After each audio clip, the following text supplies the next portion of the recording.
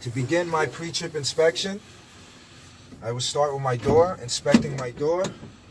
My door opens properly. All hinges are present. The seal around my door is properly secured, not ripped or torn. No leaks coming out. My door latches properly and is properly secured. My windows are not cracked, damaged, or broken. My mirrors are not cracked, damaged, or broken. Properly secured. Adjusted for my driving. My seatbelt is not ripped, not torn, or frayed. Latches and is secured properly. My steering wheel doesn't have more than 10 degrees of play. My horn is in working condition. I do not have an air horn. My left signal, my right signal, high beams are all in working condition. My four-way flashes are working. My dashboard is free and clean of debris. My windshield is not cracked, damaged, or broken, properly secured with no illegal stickers. The seal around my windshield is properly connected and secured. I don't see any leaks. It's not worn. My windshield wipers are all in working condition. My windshield wiper blades are touching the glass, not cracked, damaged, or broken, and secured proper to my windshield wipers. My windshield wiper fluid is touching the glass in working condition. I have a ABC fire extinguisher, 10 pounds, fully charged and secured to my cab. I have 3 reflector triangles, and I have a spare fuse for every major fuse in my truck. Next, I'll check my blowers, make sure that they work on all cycles, starting with the defrosters, the low blowers, and the high blowers are all working condition. My blowers work on all cycles. Check it. And that concludes my in-cab inspection, but I still have to check my gauges. So first thing I'm going to do is start my truck up. Alright, charge my system up. While I charge my air system, I'm going to perform an inspection on my gauges. My transmission temperature gauge reads between 100 and 150. This tells me the temperature inside my transmission fluid. My brake application gauge is in working condition. My temperature gauge reads at 170. This tells me the temperature in my engine. My oil pressure gauge reads between 20 and 40. This tells me the oil pressure in my engine. My tachometer is in working condition. It's at idle position. Working. This tells me the RPMs inside my engine. My speedometer is at 0. We will test that when we check the service brake. My voltmeter is at 14. This tells me the voltage of my batteries. My fuel tank gauge tells me the fuel in my fuel tanks. It reads between 1/4 and 1/2. My air pressure gauge is currently between 90 and 120. It's rising. This tells me the air pressure in my air tanks, and we're waiting to see if the governor cutoff valve works. Now I'm listening for the governor cutoff valve. There goes my governor cutoff valve. That means my air tanks are full, my air pressure is normal, and my system is fully charged. Alright, now I am going to do the first part of my air brake test, which is known as the static leak test. The first thing I would do is set it up, which is key off, 1 click, key on, 1 click, let everything come back on, all the electricals, and then push in the air valves.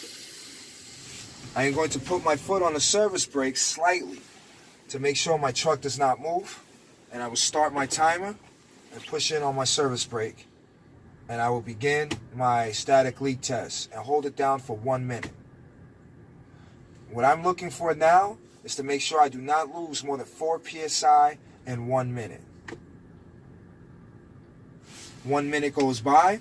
Let's pretend.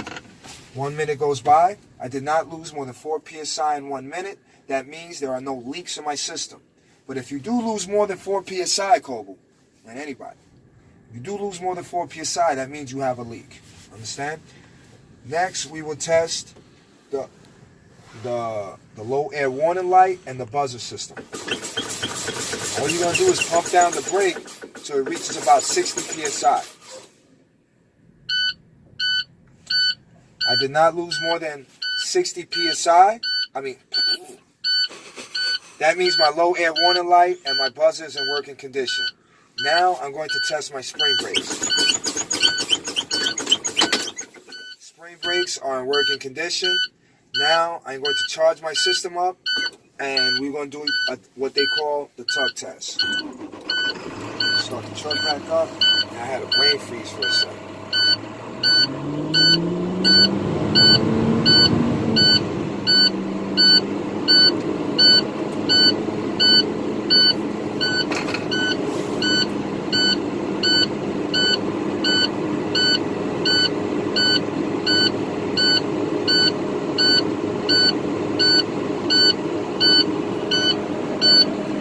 Just gonna build the system up.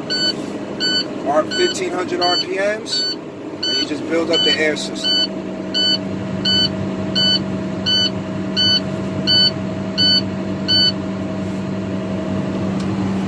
Oh, I thought that was my phone. I'm bugging. I'm like, my phone. I got a message. You got my phone. Because you're under the video, that's why. I can cut all that stuff out that it's on. It's no big deal. Called Power Directive. I'll just flip it and make it short.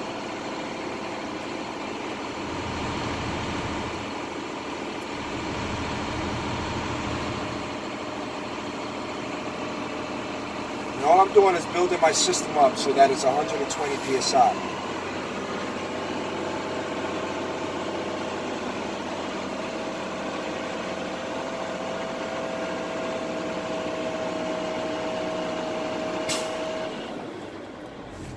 There goes my governor cutoff valve. That means my system is fully charged and my air pressure is at 120. Now I am going to test my brake system. Put my truck in drive. First I'm testing the tractor brake, pushing in the trailer brake. Tractor brake is holding, working condition. Take it out, push in the tractor brake now.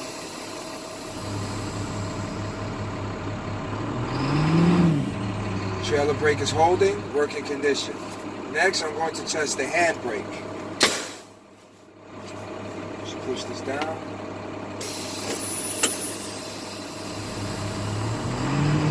Hand brake, working condition. Now I'm going to take everything off, and I'm going to recharge my system back up. Rev it up to about 1500 RPMs.